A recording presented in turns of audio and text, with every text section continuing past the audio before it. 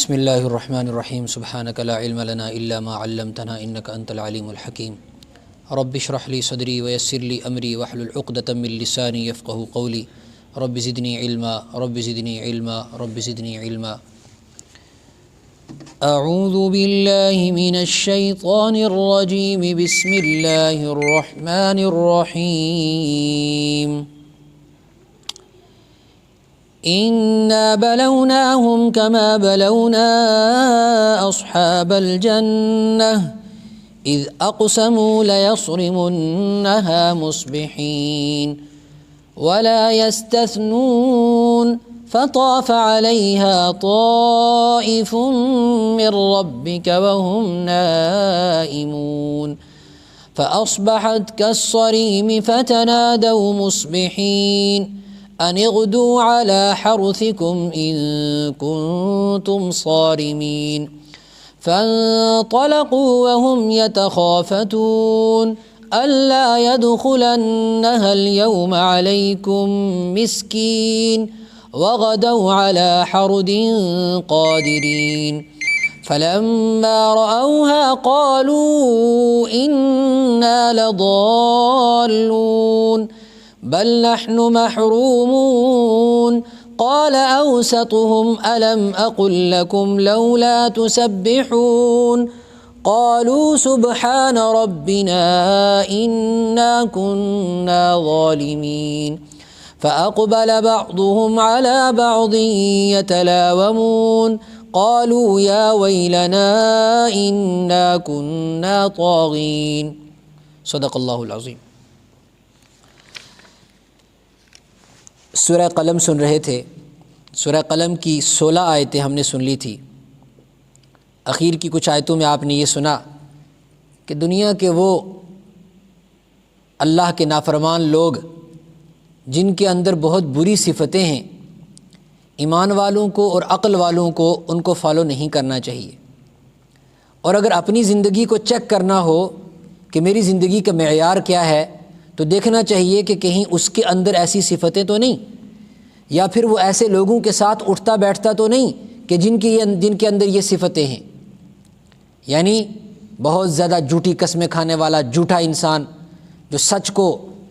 جو جھوٹ کو سچ کی شکل میں پیش کرتا ہو، حرام کو حلال کی شکل میں پیش کرتا ہو، گناہ کو نیکی کی شکل میں پیش کرتا ہو، ایسے لوگوں کے ساتھ اٹھنا بیٹھنا تو نہیں۔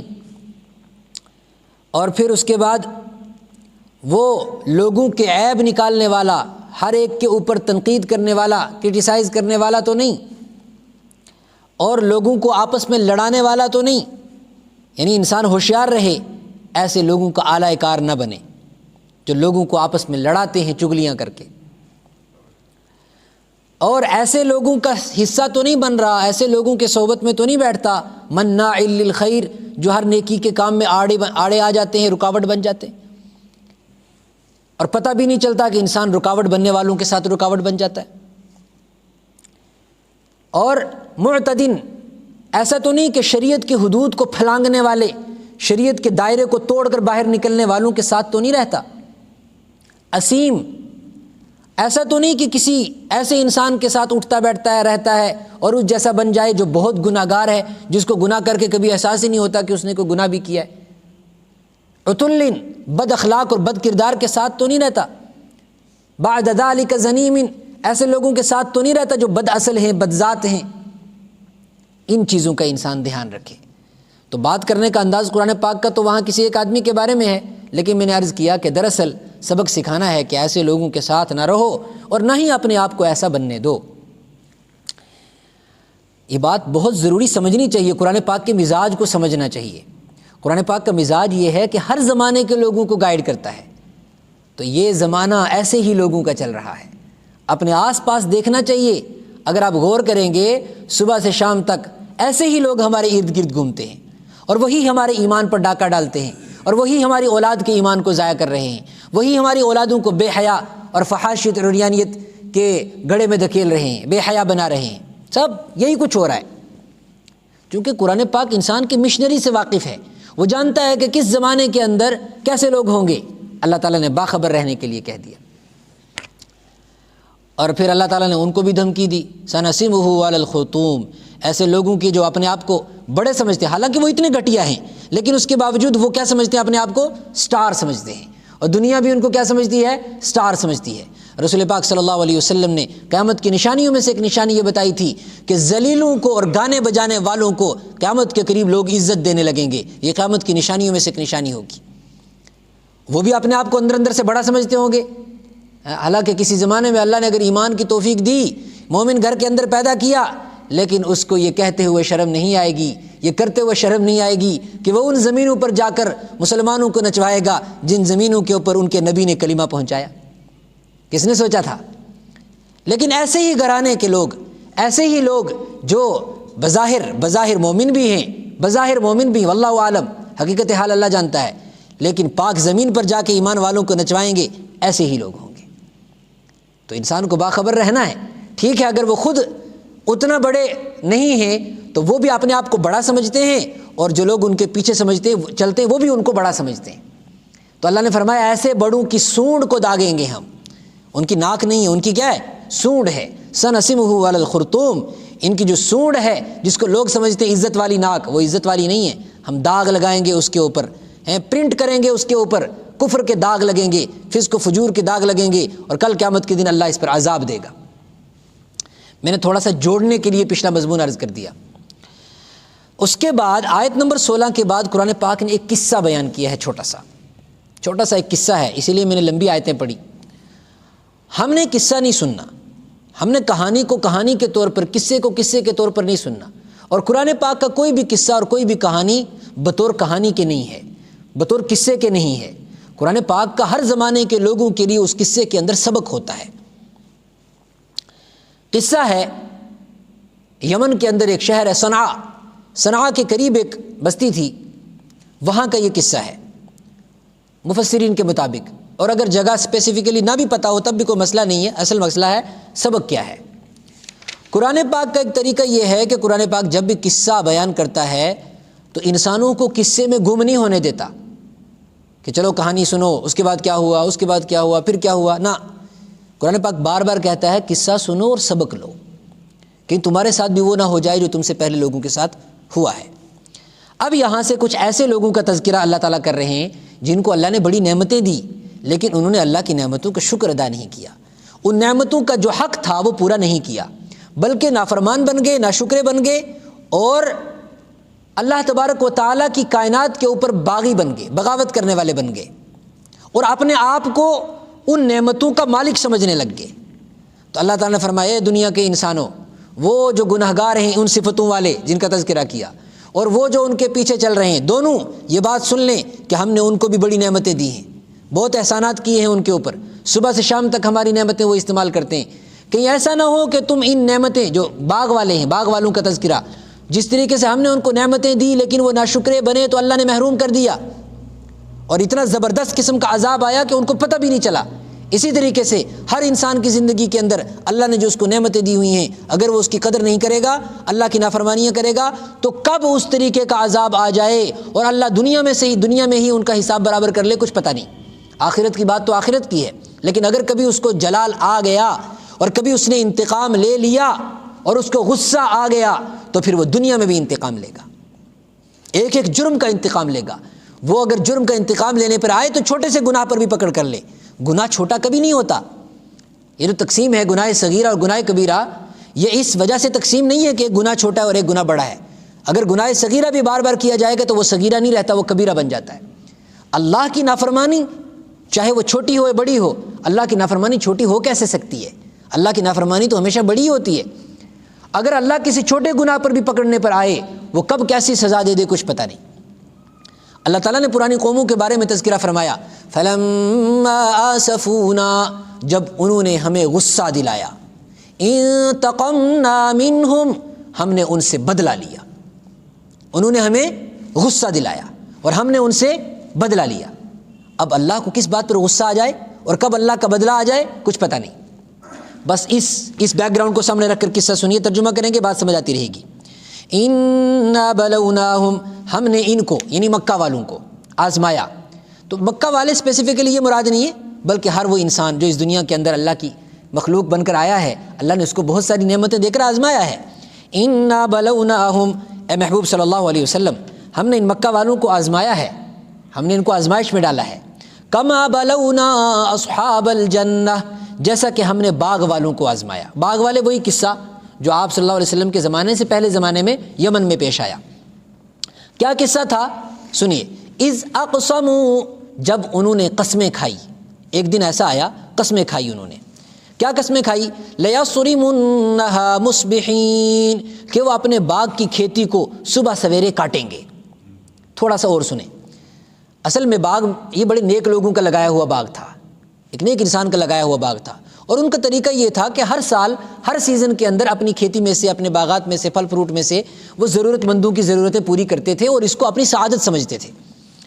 لیکن بعد میں ایسا ہوا، اس بوڑھے کے انتقال کرنے کے بعد اس کے 3 بیٹے تھے، تو تینوں نے یہ ارادہ کیا اور کہا کہ ہمارا باپ پاگل تھا۔ آج بھی اولاد سمجھتی ہے ماں باپ کو قریب قریب ایسے ہی کہ ہمارے باپ کو کچھ پتہ نہیں ہے، کہاں پیسہ لگانا ہے کہاں نہیں لگانا ہے، تو وہ سمجھنے لگے کہ ہمارا باپ نعوذ باللہ کیسا تھا، ایسے ہی تو اس کو پتہ وتہ کچھ نہیں تھا، بس ایسے ہی پیسہ لٹاتا رہتا تھا غریبوں پر۔ بھائی ہمارا اپنا کاروبار ہے، اس باغ سے ہم کاروبار بڑا کریں گے، تھوڑا بہت خرچ بھی کریں گے، لیکن جو ہے یہ کیا بار سارے غریبوں کو جمع کر کے پورا باغ ہی ان کو کھلا دو۔ تو ہمارے باپ کو تقسیم کرنا نہیں آتا تھا، لہٰذا انہوں نے قسم کھائی کہ آج کے بعد بس جو باپ نے دے دیا، آئندہ سے ہم غریبوں کا حصہ اس میں نہیں رکھیں گے۔ حالانکہ ان کو ہونا کہ چاہیے تھا کہ ہمارا باپ اگر اتنا دیتا تھا ہم اور زیادہ دیں، ہمارے باپ کی تربیت یہی ہے کہ ہم اور زیادہ خرچ کرنے والے بنیں، لیکن انہوں نے اللہ کی نافرمانی کی اور اپنے آپ کو اس باغ کا مالک سمجھنے لگے۔ آگے کیا ہوا؟ لیصرمنها، انہوں نے قسم کھائی کہ چلو صبح صبح جا کے ہم کاٹ دیں گے، کھیتی کاٹ دیں گے اور اٹھا کر لے آئیں گے غلہ، سب کچھ پھل فروٹ، کسی غریب کو نہیں دیں گے۔ ولا یستثنون، اور وہ حصے الگ نہیں کریں گے۔ ایک مطلب، دوسرا مطلب یہ کہ انہوں نے یہ بات کہتے ہوئے انشاءاللہ بھی نہیں کہا۔ ایک تو ناجائز کام کا ارادہ کیا، اس پر قسم کھائی، اور دوسرا پھر انشاءاللہ بھی نہیں کہا۔ اور دوسرا مطلب وہ یہ کہ انہوں نے یہ قسم کھائی کہ وہ حصے الگ نہیں کریں گے، سارا کا سارا اٹھا کر لے آئیں گے۔ انہوں نے اپنے آپ کو مالک سمجھا۔ یہ دنیا بھی جو گناہ کرتی ہے نا، اپنے پیسے کو مالک سمجھتی ہے، اس لیے وہ پیسہ گناہ میں لٹاتی ہے، ورنہ اگر پتہ ہو کہ یہ پیسے کا میں مالک نہیں ہوں، اس کا میں نے حساب دینا ہے اللہ کے سامنے، انسان اپنی مال کو، اپنے گھر کو، اپنی ضروریات کی چیزوں کو گناہ میں کبھی استعمال نہیں کرے گا۔ تو فرمایا وہ لوگ اپنے آپ کو مالک سمجھنے لگ گئے، انہوں نے قسم کھائی، قسم سے ہم کسی کو نہیں دیں گے، بالکل نہیں دیں گے، ہرگز نہیں دیں گے۔ اللہ نے فرمایا عذاب آ گیا۔ تو کا مطلب جو ہی انہوں نے یہ ارادہ کیا، اللہ کو جلال آ گیا، اللہ کو غصہ آ گیا ان کی اس بات پر۔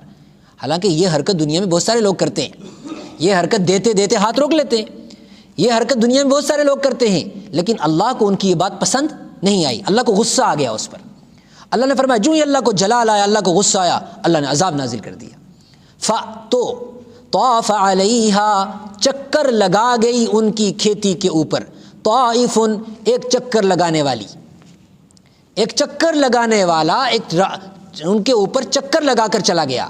وہ چکر لگانے والا کہاں سے آیا تھا؟ یہ چکر لگانے والا میں ورڈ ٹو ورڈ بھی نہیں کر رہا ہوں، ہے مراد وہی عذاب ہے جو آیا تھا، لیکن اللہ تعالیٰ نے عذاب کا تذکرہ نہیں کیا، یا ہوا کا تذکرہ نہیں کیا، یا آگ کا تذکرہ نہیں کیا۔ لفظ دیکھو کیا ہے، ایک چکر لگانے والا آیا، من ربک، تیرے رب کی طرف سے آیا تھا۔ وہ چکر لگانے والا کہاں سے آیا تھا؟ تیرے رب کی طرف سے۔ وہم نائمون، کب آیا تھا؟ وہم نائمون، یہ لوگ سو رہے تھے، راتوں کو جب سوئے تھے۔ طاف علیہا طائف من ربک، تیرے رب کی طرف سے ایک چکر لگانے والی کوئی چیز، کوئی بلا، کوئی عذاب، کوئی آگ، کوئی ہوا، کچھ بھی ہوگا، کوئی دھواں، کچھ بھی ہوگا، وہ راتوں رات آیا اور چکر لگا کر چلا گیا۔ وہ مطلب چکر لگا کر سب کچھ صاف کر کے چلا گیا۔ پھر کیسا صاف کیا اس نے؟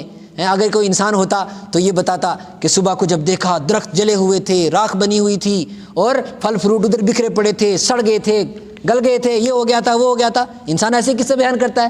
اللہ تعالیٰ کا الگ انداز ہے، قرآن پاک کا الگ انداز ہے۔ قرآن پاک نے کیا کہا؟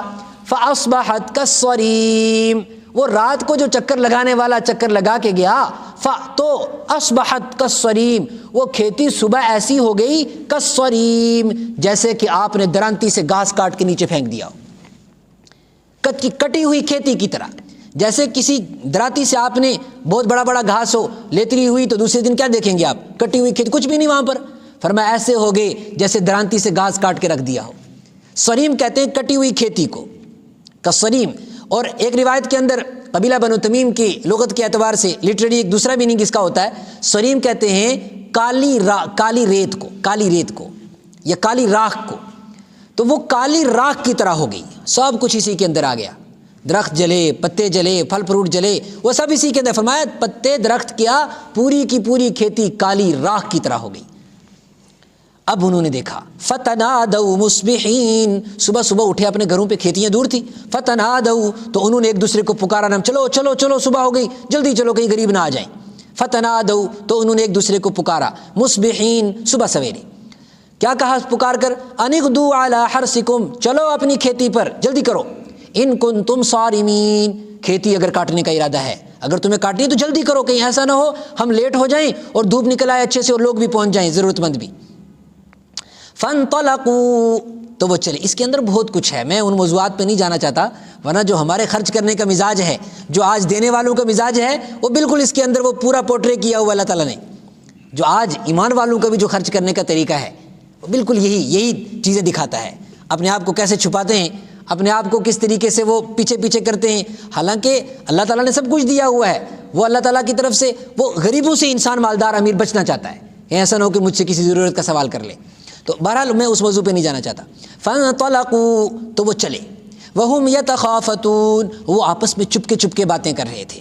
کیا باتیں کر رہے تھے؟ اللہ یدخلنها اليوم علیکم مسکین، کہ دیکھو جلدی چلو، کہیں ایسا نہ ہو کہ آج تمہارے پاس داخل ہو جائے مسکین، کوئی بیچارہ غریب، کہ ایسا نہ ہو کہ کوئی غریب تم سے حصہ لے کے چلا، آج کسی کو نہیں دینا۔ وغدوا علی حرد قادرین، اور وہ چلے علی حرد، بخیلی پر، کنجوسی پر، قادرین، قدرت رکھتے ہوئے۔ یہی ہے اصل دماغ کی گڑبڑ، کیا وہ یہ سمجھتے تھے بھائی ہے ہی ہمارا ہے، ہم نہ دینا چاہیں تو کون ہم سے لے سکتا ہے، لیکن اللہ جب کسی سے چھیننا چاہتا ہے وہ چھین لیتا ہے۔ فرمائے ان کے دماغ میں بھی یہی کیڑا تھا، کیا یہ سمجھتے تھے کہ بھئی کھیتی ہماری، کماتے ہم ہیں تو ہم خرچ کیوں کریں؟ وغدوا علی حرد قادرین، بخیلی پر قدرت رکھتے ہوئے، نہ دینے پر قدرت رکھتے ہوئے، کہ وہ سمجھتے تھے کہ ہم قدرت والے ہیں۔ قصہ ختم کریں گے لیکن فلما راؤہا، بس ترجمہ کریں، فلما راؤہا، تو جب انہوں نے دیکھا اس کھیتی کو، پہنچے اپنے کھیت پر، قالو، انہوں نے کہا، انا لضالون، ہم بھٹک گئے، یہ راستہ ہمارا نہیں ہے، یہ کھیتی ہماری نہیں ہے۔ کیسے پہچانتے اپنی کھیتی کو؟ وہ تو نقشہ ہی بدل گیا تھا پورا۔ بل نحن محرومون، لیکن جلدی ہی احساس ہو گیا، وہ آس پاس کے وہ دیکھے ہوں گے اپنے نشانات، آس پاس کی کھیتیاں دیکھی ہوں گی، زمین کی پیمائش کی ہوگی، نہیں راستہ تو وہی ہے، ہم تو بھٹکے نہیں، جاگ بھی رہے ہیں، سوئے بھی نہیں پہنچے، خواب بھی نہیں دیکھ رہے۔ تو انسان اپنی کھیتی کو کتنی دیر ریکگنائز نہیں کرے گا، تو تھوڑی دیر کے بعد پہچان لیا۔ تو اب نتیجہ کیا نکالا؟ نہ ہم بھٹکے نہیں، بل نحن محرومون، ہمیں تو اللہ نے محروم کر دیا، یہ تو عذاب ہے، یہ عذاب ہے، محروم کر دیا اللہ نے ہمیں دنیا میں۔ میرے بھائیوں، میں نے آپ کے سامنے عرض کیا، اس قرآن ان آیتوں کے اندر بہت کچھ ہے، قصہ نہیں ہے، میں چھوڑ رہا ہوں وہ مضامین، ایسا ہوتا ہے آج بھی، اللہ کبھی ناراض ہو جاتے ہیں اور انسان کے نہ خرچ کرنے پر، یا پھر انسان کے ضرورت کے بقدر نہ خرچ کرنے پر، بخل کرنے پر، یا کسی ضرورت کو پورا کرنا چاہیے تھا نہیں کیا، اس پر جب کبھی اللہ ناراض ہوتے ہیں، اسی طریقے سے گھر کی کھیتیاں صاف کرتے ہیں، ایسے حادثات پیش آتے ہیں، ایسی بیماریاں لگتی ہیں، لیکن انسان کو اس کا احساس نہیں ہوتا۔ فرمایا بل نحن محرومون، اس وقت انسان ہاتھ مرتا ہے، اوہو اتنا بڑا نقصان میرا ہو گیا، اچھا شاید میں نے یہ کیا تھا اس لیے نقصان ہو، اس لیے نہیں، وہ کسی جگہ پر ایسا جرم کیا تھا، بل نحن محرومون، جس کا نتیجہ یہ نکلا کہ اللہ نے محروم کر دیا۔ بل نحن محرومون قال اوسطهم، نہیں یہ ہو نہیں پائے گا، اور ابھی کچھ چیزیں اہم چھوٹ بھی گئی ہیں، آج اس کو اتنا ہی رکھتے ہیں، انشاءاللہ کل اس کو پورا کریں گے۔ اللہ تبارک و تعالی ہمیں قرآن پاک کو سمجھنے کی توفیق عطا فرمائے۔ وآخر دعوانا الحمدللہ رب العالمین۔